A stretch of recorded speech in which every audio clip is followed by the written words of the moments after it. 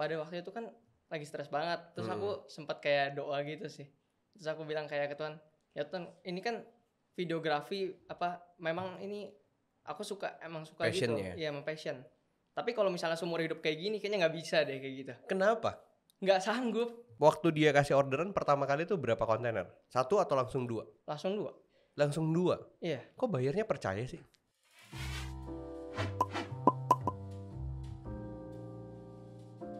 Halo guys, welcome back to my channel bareng gue Juli Explore. Sekarang gue bikin sesi podcast lagi. Dan kali ini tamunya, sampai sarak.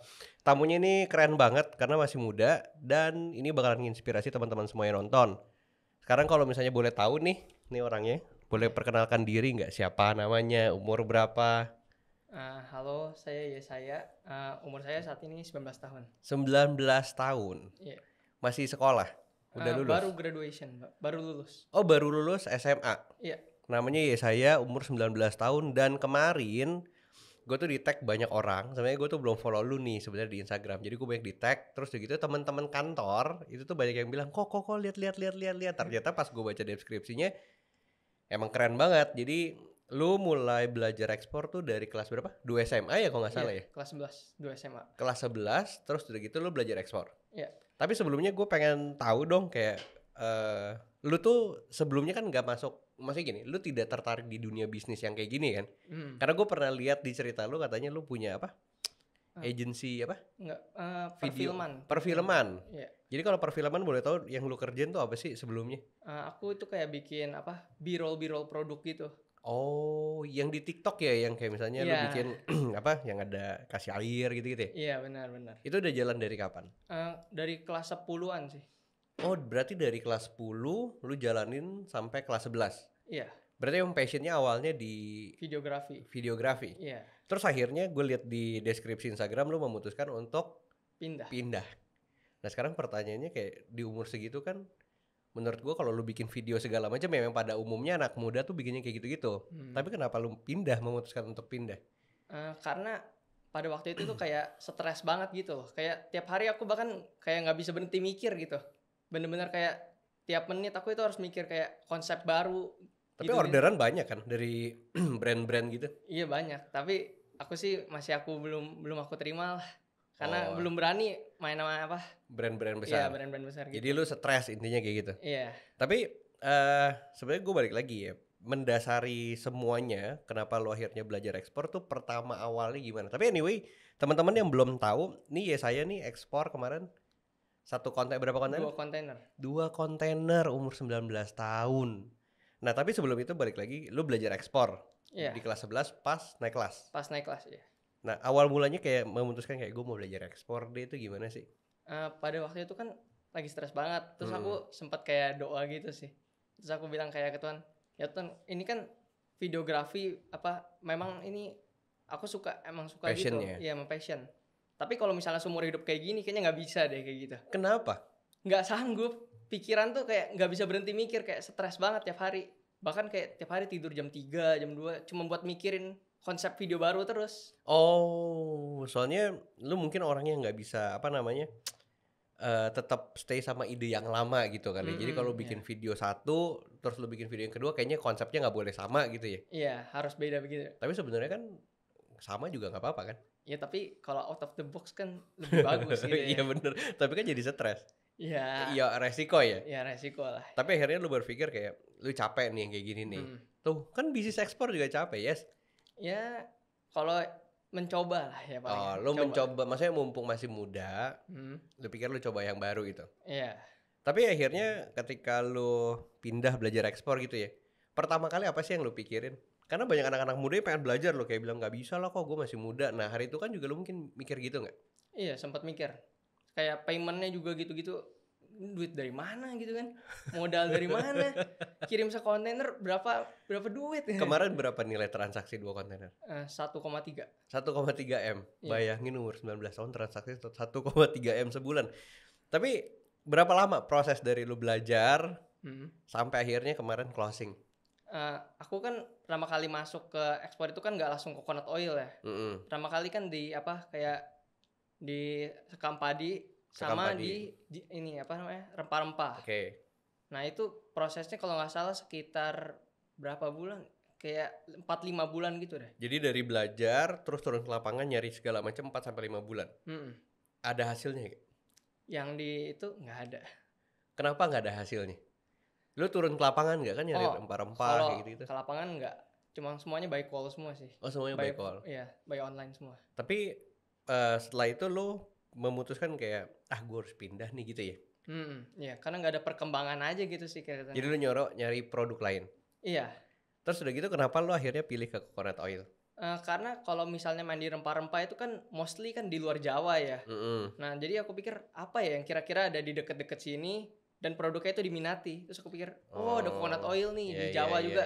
Oke, jadi milih gitu. Jadi intinya kamu berpikir kalau misalnya nyari barang-barang itu di luar jangkauan tuh jadi susah kayak luar Jawa gitu.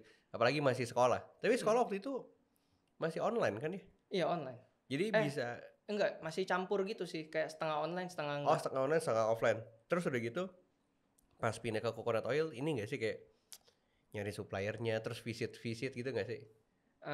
Awal-awal ya aku itu kayak kau mic-nya dekatin boleh. Awal-awal itu aku sebenarnya nggak ada niatan mau closing di SMA ya pas main di coconut oil. Terus aku kan iseng aja gitu mau research pasar, aku kirim email, bikin website gitu-gitu. Terus tiba-tiba ada satu buyer yang serius, dia minta aku CFAD namanya. Tahu. Nah, itu aku kan waktu itu aku belum ada supplier. Jadi webnya nih apa nih? Diisi di website tuh itu mock up sama foto-foto dari Google semuanya ambil aja. Tapi produknya apa ya ditaruh di website? RBD coconut oil, terus? Palm oil, CFAD. Oh isinya semuanya pokoknya oil. Enggak semuanya sih. Ada rempah? Enggak, rempah udah enggak. Oh jadi sebenarnya waktu kamu bikin website tuh pas udah memutuskan untuk pindah ke coconut oil? Iya. Oh terus isinya semuanya oil-oilan? Iya mostly sih oil-oilan. Apa nama websitenya? CocoClass. CocoClass.com. Iya. Ntar coba aku cari ya. Terus udah gitu oke lanjut. Tapi dapat bayar nih. Udah enggak, udah fotonya udah inilah. Udah beneran ya? Iya. Tapi oke, bayarnya dapat nih. Bayarnya kontak. Iya. Terus? Waktu itu kan masih CFAD ya yang permintaannya. Nah itu kayak apa ya? Aku kan belum gitu ngerti soal teknikal ya. Terus dikasih spek. Aku kan tapi ini belum tahu nih, belum nyari supplier, belum belajar produk. Belajar produk sih cuma kayak apa bagian luarnya gitu, belum sampai teknikal gitu. Terus dia minta CFAD kan, aku kan bilang ya udah kirim spek sama kirim LOI. Beneran dikirim. Kaget langsung itu besoknya langsung aku telepon semua supplier yang ada.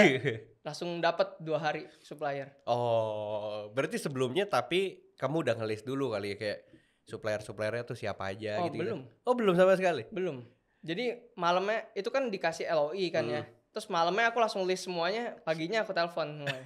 Ini udah kebiasa kerjaan kalong nih, jadi malam kumpulin semua, terus pagi diteleponin. Iya. Terus udah gitu ada supplier yang respon semua sih, kan by telepon gitu. Oh by telepon. Nah ini makanya teman-teman juga harus belajar nih, kalau ngobrolnya nggak jago mungkin udah pasti ditolak ya. Iya dong. Lu waktu pertama kali teleponnya tuh gimana sih, biar teman-teman mungkin bisa niru kayak telepon lu? Kayak telepon. Halo Pak, pagi Pak. Iya pagi Pak. Ini Pak. Perkenalkan saya dari Jakarta. Jadi ini Pak, saya kebetulan ada inquiry Pak soal CFAD. Terus baru bilang iya boleh Pak, coba kirim spesifikasinya kayak gitu. Terus lu kirim-kirimin semua? Iya. Ya kalau misalnya telepon langsung bilang, Pak saya ada orderan nih Pak, siapa ya nggak mau ngejawab ya. Tapi akhirnya lu memutuskan ada satu supplier gitu ya. Tapi kan semua supplier ngerespon dan semuanya ngasih harga kan? Aku sih belum jalan sampai ke harga ya. Aku waktu itu tekenin itu paymentnya itu harus bisa LC. Jadi ini paymentnya LC?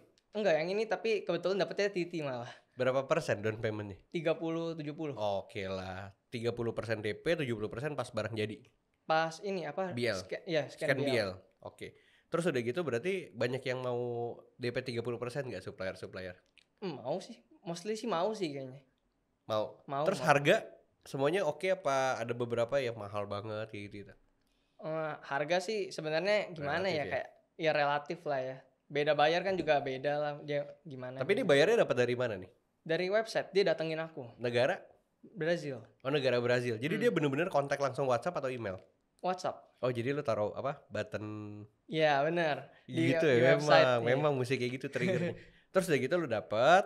Selanjutnya berapa lama proses dari dia kasih LOI spek Oh sampai yang prosesnya. kalau yang apa bayar Brazil ini tuh beda lagi sama bayar CFAD waktu itu. Oh, beda. Jadi yang kontak lu banyak bayar atau 2 bayar? Lumayan Banyak. lumayan banyak sih. Wah gila ya. Berarti bayar yang ngejar lu nih ya, bukan lu yang nyari-nyari kayak lu kirimin query. Wah, kirim-kirim juga. Tapi yang dibales tuh sebenarnya maksudnya yang jadi itu bayar yang kontak lo atau lu yang kontak bayar? Bayar yang kontak aku.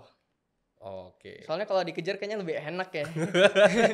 Enggak mungkin ini ya, kalau dia ngejar kita artinya memang dia serius. Tapi kalau kita yang ngirim-ngirim ya belum tentu kan. Iya benar. Tapi abis itu selanjutnya lo dapet supplier, terus udah gitu dia down payment 30%. Itu Yang Brazil apa yang mana? Yang CFAD negara mana? Oh yang CFAD waktu itu nggak jadi deal. Oh nggak jadi deal. Itu negara Malaysia nggak jadi deal. Yang jadi deal? Yang jadi deal itu yang Brazil. Yang Brazil. Terus lo minta down payment 30%. Aku sih sebenarnya waktu itu aku udah tekenin kita bisa LC gitu. Terus pas mau bikin pro forma invoice, terus dibilang katanya ya udah paymentnya TT aja. Lebih enak dong. Iya. Tapi udah punya PT belum waktu itu? Belum. Terus gimana? Pinjam PT dari supplier. Oh PT supplier. Berarti sama supplier udah punya agreement dong ya? Iya. Pak ini uang saya nih, ya jangan di bypass nih ya. Ada gak sih bikin agreement? Nggak bikin tertulis sih, cuma ngomong doang aja. Gentleman agreement. Abis ini sih bikin ya. Iya dong. Harus. Iyalah. Nah tapi selanjutnya waktu dia kasih orderan pertama kali itu berapa kontainer? 1 atau langsung 2? Langsung 2. Langsung 2? Iya. Kok bayarnya percaya sih? Nah nggak tahu juga. Mungkin gimana sih? Mungkin dari cara aku ngomong, cari telepon gitu, mungkin dia jadi percaya gitu sih kayaknya sih. Tapi sempat video call ada gak? Nggak video call, cuma telepon doang sih pernah. Telepon WhatsApp? Iya telepon WhatsApp. Karena orang-orang kalau misalnya contoh nih dari yang kalau cerita ini ya, misalnya kita upload nih di YouTube nih, terus banyak orang yang nonton kan, terus orang bilang kayak, pasti privilege orang tua, kok gampang banget. Tapi gampang nggak? Yeah. Nggak prosesnya menurutmu ya dari dia ngirim segala macam tuh prosesnya kayak susah banget atau biasa aja atau sebenarnya gampang gitu dan biasa aja sih, gampang-gampang susah lah. Ada beberapa part yang memang susah banget gitu. Apa contohnya? Cari bayar. Oke, nyari bayarnya susah. Iya. Tapi kan kamu dicari bayar. Iya, tapi kalau misalnya aku kayak kirim email itu kadang nggak ada yang respon gitu loh, kadang sukanya. Oh iya sih, tapi kalau dicari bayar enak ya? Oh enak banget. Nah sekarang gimana sih tips biar dicari bayar? Websitenya sih harus bagus sih, sama CEO-nya palingan. SEO-nya? Iya, CEO-nya. Aku sih sebenarnya yang di Google ya kalau saya nyari terus keluar gitu ya. Aku sih sebenarnya itu nggak pakai CEO sama sekali. Tapi aku juga nggak tahu tiba-tiba mungkin gara-gara mungkin gara-gara nama domainnya pendek jadinya gampang dicari. Koklas.com ya. Iya. Tapi sekarang kalau udah nama domainnya bagus, SEO-nya udah bagus, banyak yang kontak nggak sih? Harusnya sih banyak. Sekarang sih nggak terlalu sih, biasa aja. Ya biasa-biasa tapi ada yang kontak kan. Ya ada. Dibanding email lagi ya. Email masih jalan tapi. Email masih jalan.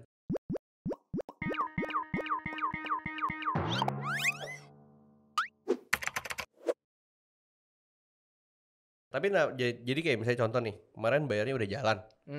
Itu proses dari dia down payment sampai beres tuh berapa lama? Dia mulai down payment itu pertengahan April, jalannya itu Junian. Pertengahan April, Juni awal ya? Iya. Berarti 1,5 bulan untuk 2 kontainer ya? Itu kirimnya nggak ke Brazil? Ke Brazil langsung. Oh kirimnya ke Brazil? Iya. Oke, sekarang pengen nanya, itu kemarin untungnya berapa? Waduh. Lumayan kecil, ya? Kecil. Enggak kecil banyak. Nilai transaksi 1,3 miliar. Ya sekecil-kecilnya buat saya sih lumayan lah ya. Ya. Pasti kecil. Ya bisa lah ya buat makan-makan dikit mah ya. Ya makan 10 keluarga juga bisa ya. Tapi pertanyaannya gini, dari kemarin kamu udah closing, tapi sepengalamanku ya dan sepengalaman teman-teman yang lain, kalau orang udah closing 1 kali, pecah telur nih, entah kenapa kayak tiba-tiba bisnis ekspornya jadi gampang. Iya mungkin ya, banyak teman-teman aku juga yang cerita kayak gitu, kayak si Coach Steven gitu. Iya, dia bilang katanya 0 ke 1 itu mungkin paling susah lah, sisanya udah gampang ya? Iya gampang, udah tiba-tiba ada aja gitu. Tapi sekarang kalau misalnya kamu udah jalan nih, kayak ke Brazil kemarin 2 kontainer, sekarang tuh udah target gak sih kayak aku sebulan nih harus berapa kontainer? Karena masih muda ya, umur 19 kayak buatku kamu lebih keren dibandingku zaman dulu. Karena udah 2 kontainer sekali jalan 1,3 miliar. Dan sekarang kayak kamu masih muda, punya nggak sih kayak target? Kayaknya aku harus ngirim lebih banyak lagi nih. Hmm, Atau main ke komoditas lain. ada pengen main ke komoditas lain sih. Apa? Aku pengen balik lagi ke waktu Rempah. itu kan rempah-rempah kan gagal. Nah, Mm. nanti mungkin pas sudah ada PT baru aku mau balik lagi main lagi. Udah bikin PT belum sekarang? Belum. Mungkin proses bikin PT cepetan deh. Iya. Ada notarisnya kan udah dikasih. Tapi sekarang kalau misalnya udah kayak gitu, kamu ada apa namanya? Pengen coconut oil ini kan lagi enak banget nih. Terus kayak kemarin Sri Lanka katanya Pak Jokowi bilang, wah Sri Lanka nih lagi minta coconut oil banyak banget. Ada nggak sih permintaan-permintaan dari Sri Lanka? Karena kan kamu yang main di industrinya. Aku sih udah sempet ngomong-ngomong sama orang yang ini ya apa, yang dari Sri Lanka. Mm. Udah ada permintaan tapi aku belum iniin apa. Dia katanya masih nunggu lah, entaran dulu gitu. Oke. Ya sebenarnya memang lagi krisis kali ya. Iya masih negosiasi gitu. Tapi oke, balik lagi. Dari semuanya, basic semuanya, kalau misalnya kita cerita tentang ya saya sukses nih, ya saya kirim banyak segala macam, pasti orang bilang nggak mungkin, anak muda tuh bisa kayak gitu, nggak mungkin. Perjalanannya pasti disupport sama uang lah, modal lah. Iyalah masa 1,3 miliar uang dari mana? Pakai modal gak sih ekspor? Ya cuma modal paling berapa ratus ribu doang cuma buat website gitu. Tapi sisanya mah gak keluar uang sama sekali ya. Enggak. Tapi kalau misalnya kayak gitu, kayak misalnya contoh kamu bilang kayak modalnya tuh kecil, orang kan tetap nggak percaya. Kayak pengen tahu dong, kayak selama ini nih kayak kamu belajar bisnis tuh dari mana, privilege orang tua atau enggak, kamu disupport enggak dan lain-lain gitu, ada nggak sih ceritanya? Supaya teman-teman tuh relate kayak tahu cerita awalnya, kalau enggak mereka berpikir kayak ah nggak percaya, apalagi gini nih tampilannya. Ya Sekolah mungkin sekolah bagus kali, rumahnya rumah gedong kali. enggak lah itu. Enggak ya? Ya gimana ya? Banyak teman-teman aku juga yang awalnya mikir kayak gitu. Itu kirim segede gitu nggak mungkin dong keluar modalnya dikit gitu kan. Terus sampai aku jelasin baru bilang, "Oh, kayak gitu ternyata lo bisa kayak gitu." Tapi orang tua support gak sih? Waktu pertama kali kayak Support. sangat support ya? Iya. Pas kamu bilang kayak, "Pak, Ma, mau belajar ekspor." Terus mereka responnya gimana sih? Oh iya, boleh. Bagus gitu langsung. Oh, untung ya dapat keluarga suportif ya dibanding yang kayak apa ekspor, awas ketipu. Kan banyak kayak gitu ya? Awal-awal juga dibilangin, diteketin hati-hati loh ketipu. Terus aku bilang kan enggak lah, selama kita paymentnya aman lah pasti gitu loh. Selama kita nggak keluar uang mah aman. Ya penting dia keluar uang ya. Tapi kalau misalnya kayak gitu, kamu sekarang umur 19 tahun, graduate SMA, ada rencana kayak masuk kuliah kemana nggak? Ada, masuk ke BINUS. Jurusan? International Business Tuh Management. sudah ku tebak, pasti jurusannya international business. Karena berpikir kayak oke, gue udah ekspor nih. Nanti kalau masuk kamu bakalan keren loh kalau habis podcast ini kayak, nih saya yang udah ekspor ke Brazil ya. Nanti ujungnya langsung diangkat jadi asisten dosen. Waduh, nambah kerjaan saya ntar. BINUS mana kalau boleh tahu? BINUS Alam Sutra. Oh, BINUS Alam Sutra. Berarti masuknya nanti bulan? Sekitar Agustus Septemberan. Bulan Agustus Septemberan. Terus sekarang kamu udah jalan kemarin Juni awal. Sekarang progres ekspor selanjutnya apa sih? Nanti aku udah kirim lagi sih ke Brazil. Bulannya belum tahu tapi udah DP. Wow, berapa kontainer? 1 doang tapi. Oh, 1. Cari-cari lagi dong yang lain. Oh iya dong mas. Tapi bayar sekarang dapat dari mana? Kan sama masih website gitu. Yang lain? Yang lain sih udah email tapi kayak masih mentok aja gitu sih. Kayak, kamu ada ini gak sih kayak tips buat, oke tadi kamu bilang kayak domainnya pendek. Terus SEO-nya bagus, website-nya bagus. Ada nggak sih tips lain? Masih cuma website doang? Komunikasi sih sama cara ngeyakinin buyer gitu. Kayak misalnya buyer kan kadang nggak expect gitu ya, tiba-tiba ngechat tuh jam berapa. Nah kalau misalnya mereka nanya tentang produk jam berapapun itu kalau bisa jawab secepat mungkin gitu. Jadi mereka nggak ada mikir kayak wah nih searching dulu gitu loh. Jadi kalau ditanya tek langsung tahu gitu. Buyer kan ngechat nih malam-malam, apalagi kalau misalnya time zone-nya beda jauh kan. Dia ngechat kamu kayak halo, kayak I'm interested in your product misalnya kayak gitu. Itu harus balas secepat mungkin nih. Iya secepat mungkin lah. Karena kalau misalnya balasnya kayak jangka waktunya beda 1 jam, 2 jam, bayarnya ya kadang malah nggak direspon lagi malah kadang. Oh, kalau misalnya kamu lost kayak beda jangka waktunya lama, terus udah gitu kamu balas, bayarnya nggak ngebalas lagi. Pernah kejadian?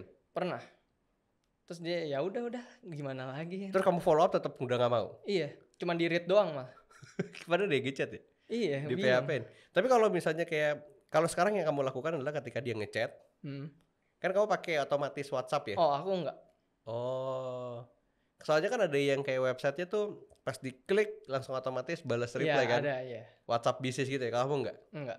Jadi harus kamu yang balas langsung? Iya, makanya itu aku kadang suka kayak kebangun sendiri jam 2 pagi, jam 3 Ngecek ya? pagi. Iya, buat ngecek HP doang. Enggak, itu mah sebenarnya emang kebiasaan dari zaman videografi aja ya bro. Jadi kalau misalnya bayar, tapi pertanyaan gini, kalau misalnya kamu tahu product knowledge itu ngebantu nggak sih? Membantu banget. Itu malah kayaknya nomor 1 paling penting sih itu. Product knowledge. Iya. Jadi kamu tahu apa yang kamu jual. Tapi kan awal nggak gitu. Ya untuk awal Hoki ya? makanya nggak deal. Oh, yang pertama nggak deal ya? Iya, yang pertama yang CFAD itu kan nggak deal. Oh, soalnya kamu dapetin speknya, Hmm. terus kamu baru nyari-nyari supplier. Iya. Oh, Terus prosesnya ternyata lama. itu speknya malah bukan spek CFAD malah. Oh. Waktu itu kan nggak ngerti apa-apa, makanya. Terus suppliernya bilang, salah pak, bukan Iya. ini speknya. Bener. Tapi abis itu baru belajarin. Iya, baru Tapi belajar. proses belajar produk tuh lama gak sih? Enggak sih, belajar produk. Yang lama itu mungkin ya kayak apa ya, dalemin teknikalnya gitu loh. Jadi kayak ditanyain mengenai spesifikasi kayak berapa persen gitu langsung udah tahu gitu. Ya, intinya sebenarnya produk apapun kalau kita ngerti tekniknya, ya kita bisa ngejelasin gitu kan. Iya. Terus bayar sekarang bayar berhasil ngechat, terus kamu langsung bales. Hmm. Itu berapa lama kayak menurutmu ya durasi yang maksimum pokoknya kita tuh harus bales? Dari 3 jam sih. Paling 3 jam. lama sih 3 jam. Di atas 3 jam kayaknya udah Ya aduh, hilang lah ya. relakan saja. Tapi sekarang bayar kalau ngechat kamu kayak 1 bulan ada nggak sih kayak 10 bayar? Mostly sih dari ini ya, kalau misalnya ngechat itu dari apa? Dari aku kirim email. Mungkin mereka kayak reply gitu-gitu doang sih. Tapi kalau dari website sendiri Website dikit banget sih. dikit banget. Dikit banget. Tapi kalau misalnya dari website banyak yang closing. Baru Coba itu. aja diiklanin websitenya. Ya, mungkin nanti ya, mungkin boleh Lama dicoba. Uangnya kan udah cair, uangnya baru cair bulan Belum, Juni kan? Belum cair. Masih kirim. Masih jalan kontainernya. Yang kemarin yang 2 kontainer. Iya, masih jalan. Dia itu ke Oh. Brazil kan sekitar 1,5 Iya, bulanan. Ini kan ya. bayarnya udah bayar belum? Udah Udah bayar yang lunas 70%-nya belum. Oh, soalnya prosesnya masih lama ya. Jadi bayarnya masih nunggu-nunggu ya. Nyantai-nyantai dia. Berarti kalau gitu mesti agreement sama suppliernya juga harus jelas. Jangan apa namanya? Jangan tiba-tiba Pak, pokoknya habis kirim dibayar, jamin bayar gitu enggak ya? Enggak lah. Itu kan apa, pabriknya itu kan udah ekspor sendiri ya. Jadi mungkin kayaknya mereka ngerti lah ya. Kalau misalnya pabrik, kamu ada kayak cari pabrik lain enggak? Pabrik kecil kamu olah jadi gede-gede itu ada kepikiran enggak? Ada, tapi belum sekarang sih kalau pengen ngolah pabrik-pabrik kecil gitu sih. Kenapa? Karena ya masih belajar lah, masih 19 tahun. Iya benar juga sih. Lupa gue kalau lu umur 19 tahun. Gue pikir kayak udah umur 23, 24 seumur gue. Tapi kamu yakin gak kalau ini bakalan bisa jadi masa depan? Wah, yakin dong. Kenapa? Udah di depan mata orangnya. Karena baru aja udah dapat 1,3 miliar omset. Jadi kayak ya percayalah. Percaya lah. Tapi targetmu sendiri gitu ada gak sih mimpi anak muda lah ya umur 19 kayak gue harus achieve sebulan nih 400 juta sebulan. Omset atau Profit ada Nah, gak sih? pengen se-M sebulan sih. Tapi kalau sebulan planningnya gimana? Ya tiap hari harus kirim kalau bisa gitu. Tapi possible ya, maksudnya di industri ini untuk dapetin 1 miliar sebulan possible nggak? Menurutmu ya, sebagai anak umur 19 tahun? Possible sih. Sangat-sangat possible. Karena Tinggal klien itu kan gede banget, banyak banget kayak. di ya seluruh udah. dunia. Iya, seluruh dunia. Jadi tiap hari kirim pun sebenarnya mungkin. Karena pabrik pun nggak cuma satu kan, banyak banget. Langsung sebar aja semuanya. Jadi intinya sekarang kalau kayak gitu yang tadi kamu bilang kayak pabrik tuh banyak banget, artinya kamu berpikir kayak bisnis ekspor tuh nggak harus punya pabrik ya? Nggak harus. Nggak harus ya? Nggak harus. Kalau ditanya sekarang kamu mau punya pabrik mau nggak? Mau sih mau ya. Tapi nanti ya. Iya nanti mungkin. Kalau sekarang mungkin pakai pabrik orang ya? Iya benar. Pabrik orang yang belum bisa dioptimize, kamu yang optimize. Iya mungkin bisa mungkin. Kalau misalnya contoh kamu bilang kayak sehari 5 terus sebulan 1 miliar mungkin ya? Mungkin banget. Sekarang planningnya gimana? Planningmu? Biar teman-teman mungkin kayak, oh ternyata bisa loh dapat 1 miliar. Planningmu gimana? Boleh nggak di-share? Ceritanya mah gampang kalau misalnya sehari 5 mah gampang ceritanya. Tapi planningmu yang benar-benar untuk dapetin itu ada nggak sih? Planning bener-bener jelas banget sih belum ya. Tapi pengen hire tim gitu loh. Jadi kayak nggak cuman aku doang yang ngebales. Jadi kalau misalnya udah ada yang ngatur-ngatur gitu semuanya kan gampang jadinya. Tim marketing, Iya, tim marketing. tim konten. Nih. Tapi Ya semuanya ada. iya benar juga sih. Tapi sekarang udah mulai cari-cari belum kayak temen 1, temen 2 untuk ngebantuin? Belum sih. Nanti mungkin. Masih enak sendiri ya? Iya, enakan sendiri dulu lah. Aduh, ini saya nih sebenarnya lagi nikmatin masa mudanya sih. Kalau ditanya nantilah, santai lah, karena mungkin masih awal banget kali ya. Tapi berarti proses dari kamu belajar di Bisa Ekspor sampai akhirnya kemarin closing tuh berapa lama sih? Udah 1 tahun. Dari bulan Juni tahun 2021. Dari Juni 2021, oh pas bener-bener kenaikan kelas ke 11-12 ya? Terus setahun. Tapi selama setahun itu ada nggak sih kayak berpikir, gue kayaknya nggak bakat nih? Enggak sih. Enggak ya? Bener-bener harus optimis lah. Soalnya kan setahun. Kalau prosesnya mungkin 1 bulan gagal, nggak ada prosesnya, mungkin berpikir kayak masih bisa. Bulan kedua, bulan ketiga sampai 1 tahun kan susah. Ya kadang sih ada kepikiran lewat gitu. Tapi kayak aku selalu mikir kayak kalau misalnya aku berhenti hari ini, gimana kalau misalnya besok aku deal? Selalu kayak gitu terus tiap hari, tiap minggu selalu kayak gitu. Iya. Jadi itu yang bikin kamu tetap moving on, tetap jalan ya. Karena banyak banget kalau aku lihat ya, banyak orang-orang yang berpikir kayak gue 3 bulan nih, kalau 3 bulan nggak ada progres, gue mundur. Atau memang nggak bakat. Itu sih sebenarnya nggak salah sih ya. Soalnya kadang ada yang ngebatasin gitu dan ternyata bener gitu ya. Tapi kalau aku sih aku mikir, aku juga masih muda banget. Apa yang terlalu dipikirin gitu kan. Iya. Aku nggak ada ngehidupin keluarga apa-apa gitu kan. Ya udahlah, udah. Enak ya ngobrol sama anak muda tuh, enak banget ya, kayak nggak ada punya beban, nggak punya masalahnya cuma diri sendiri, cuma ngidupin diri sendiri. Tapi dari kamu bilang kayak oke, pokoknya kalau misalnya kalau aku berhenti hari ini mungkin aku nggak closing, atau mungkin dealnya di besok gitu ya. Kalau misalnya setelah kamu ekspor nih 1 tahun nih, satu transaksi kemarin 2 kali jalan gitu ya, 2 kontainer. Terus misalnya prosesnya panjang lagi sampai kamu nggak closing, kan bisa jadi kan nggak ada yang pernah tahu kan. Iya benar. Terus kamu bakalan siap nggak sih untuk ngalamin kayak gitu? Karena aku pernah ada di posisi itu. Aku aja berpikir kayak, bisa nggak ya, apa gue harus ganti bisnis ya? Ya kita percaya aja lah ya, percaya aja. Mungkin kita nggak closing dulu kayak 6 bulan, terus tiba-tiba mungkin bulan ke-7 langsung 10 kontainer, iya. 20 kontainer. Iya. Bener.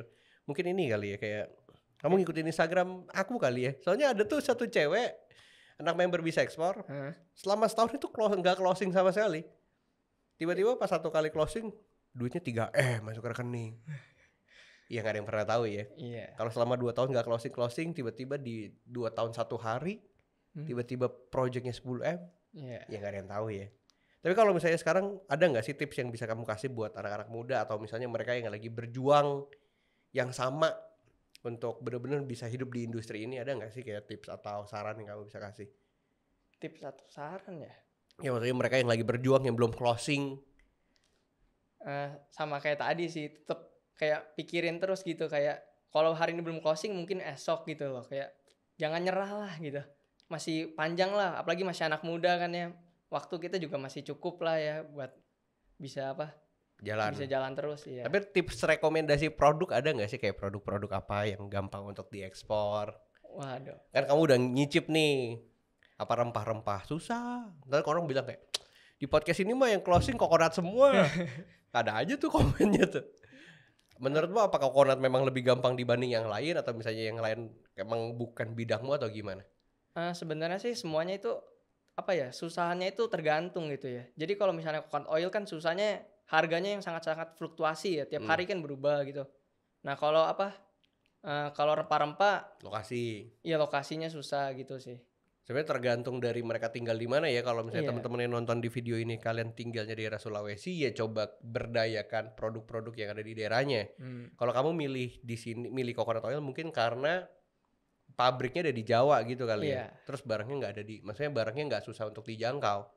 Berarti memang tipsnya dari saya, kalau misalnya teman-teman yang pengen ekspor, jadi local hero kali ya, maksudnya lu kayak eksporin produk yang ada di daerah lu aja. Iya benar. Tapi sekarang kamu bakalan stay fokus di coconut oil dalam waktu yang lama, atau bakalan pindah ke komoditas yang lain dalam waktu cepat? Nggak pindah sih, tapi nambah. Oke. nambah kayak aku pengen nambah desiccated coconut, aku juga ada pengen nambah kayak apa ya? Sekam sekam padi aku pengen nambah juga itu. Kelihatannya cukup potensial ya. Sama rempah-rempah juga aku pengen nambah sih. Sekam padi yang ini apa namanya? Yang arang. Iya, sekam padi yang arang. Oh, dari awal itu maksudnya itu rempah dan sekam padi kan adalah produk pertama yang kamu pilih ya? Iya, benar. Oke. Tapi sekarang kalau misalnya kamu udah jalan kayak gini, terus udah gitu nanti dari aku sendiri aku berniat untuk, nggak tahu ya kamu terima atau tidak ya. Aku berniat untuk ikutan join. Join gimana nih maksudnya? Ya kalau misalnya ada letter of credit segala macam, karena dari aku sendiri kan dari Bisa Ekspor kita punya sister company namanya Modal Ekspor. Nah, Modal Ekspor itu sebenarnya kita itu kasih ke teman-teman yang memang berpotensi untuk bisa dapetin letter of credit. Jadi kalau misalnya teman-teman yang dapet letter of credit kan itu butuh biaya. Kayak contoh misalnya letter of credit kan kamu nih dapat LC harus beli atau nalangin dulu ke supplier kan. Iya. Nah, biasanya dari aku itu kita akan support ke mereka untuk mereka bisa dapetin modal dari Bisa Ekspor. Oh, bagus banget sih itu. Jadi intinya sih berapapun nilainya kita bisa support, dan kemarin aja nilai transaksinya sudah ada yang berapa miliar aja kita support full buat mereka. Mantap. Ya, intinya buat teman-teman yang memang berpotensi dan sudah closing, karena kalau misalnya belum ya susah, maksudnya resiko, karena aku mensupport mereka yang belum ngerti bisnisnya, belum ngerti industrinya, tiba-tiba kita support uang kan kita nggak mau. Tapi kalau kayak kamu, kita berani support, dan itu penawaranku entah kamu mau atau tidak ya. Iya. Di podcast ini langsung ku tembak. Mau lah pasti lah ya. Hah? Mau dong. Ya udah berarti nanti next kontainer kabar ya. Gampang. Ya udah berarti kurang lebih seperti itu di podcast kali ini. Aku pengen ngebuktiin aja ke teman-teman semua kalau umur 19 tahun itu bisa ekspor dan tanpa modal. Nah, sekarang aku ada sesi Q&A. Ini udah ada beberapa pertanyaan ke Yesaya. Gak apa-apa ya? Iya. Ini ada nih dari fit_3_y. Gimana sih cara biar tetap konsisten? Ya, sama yang kayak tadi aku bilang. Pikirin aja ya. Pikirin terus. Pikirin aja kalau misalnya hari ini gak closing mungkin besok. Iya. Oke, tuh jawabannya. Selanjutnya dari Kenneth DMco. Kamu punya NPWP gak? Gak ada. Gak punya NPWP guys. Jadi kalau misalnya ekspor gak perlu NPWP. Wah, abis ini podcast ini kamu bakal ditanyain orang pajak. Bikin. Udah punya duit gak bikin. Oke, selanjutnya Aulia Reza. Kak, apa yang bikin perusahaan bisa gagal ekspor? Bingung juga ya jawabnya ya. Maksudnya perusahaan bisa gitu. Maksudnya gimana? Apa yang bikin orang tuh bisa gagal ekspor? Mungkin mereka ini ya gampang nyerah sih kayaknya sih ya. Gagal di sini tuh bukan artinya ditipu ya. Maksudnya kan ada banyak macam kan. Gagal kan ada yang mungkin ketipu. Kalau ketipu sih jangan lah ya. Maksudnya waduh, ngeri banget lah itu. Selalu diajarin kalau misalnya belajar ekspor, kalau ada transaksi jangan pernah keluar uang gitu kan. Iya, benar. Kan ada banyak yang pernah dapat email gak sih? Kayak ini dapat dari Afrika nih. Iya, benar. Pernah dapat gak? Banyak, sering banget. Terus dikirim lewat England atau misalnya United Bank apa. Iya. Suruh bayar dulu misalnya nilainya 100 juta ada gak? Banyak banget. Terus yang kayak gitu tuh jangan diladenin ya. Biarin aja lah udah itu mah. Jangan terlalu percaya, kadang-kadang orang kayak wih nilai transaksinya 20 miliar nih tapi suruh bayar 100 juta hilang 100 jutanya. Oke, berarti kalau misalnya ditanya gagal sih kayak definisi gagal beda-beda ya. Kayak nyerah aja udah gagal, intinya sih jangan nyerah. Nah, ini pertanyaan terakhir dari Koze_Kos. Jelasin seputar forwarder dong Kak. Seputar forwarder ya. Kemarin aku kebetulan shipping termsnya itu FOB. Jadi 100% dia urus sama si buyer. Oh, berarti kamu cuma ngurus dari pabrik sampai ke pelabuhan gitu. Pelabuhan. Berarti forwardernya dari kamu yang cari atau dari supplier yang cari? Dari buyer. FOB-nya juga? Enggak, kalau FOB enggak. FOB udah supplier yang ngurus. Oh, berarti kalau misalnya dari port to port itu urusan buyer. Berarti dari pabrik ke pelabuhannya itu pabrik yang ngurus. Udah sepaket gitu jadinya. Jadi kamu nggak ngurusin apa-apa ya sebenarnya ya. nyantai 1,3 M omsetnya guys. Gila. Oke lah, ini 4 pertanyaan yang udah dijawab sama Yesaya. Mungkin ini ngebantu teman-teman semua yang mungkin punya pertanyaan yang sama. Dan sekali lagi thank you Yesaya untuk datang ke podcast ini dan cerita kalau misalnya anak muda juga bisa dan punya harapan untuk bisa ada di industri ini kan, untuk bisa sukses di industri ini. Terima kasih sekali lagi, dan jangan lupa untuk penawaran yang tadi kita akan ngebahas di akhir podcast ini.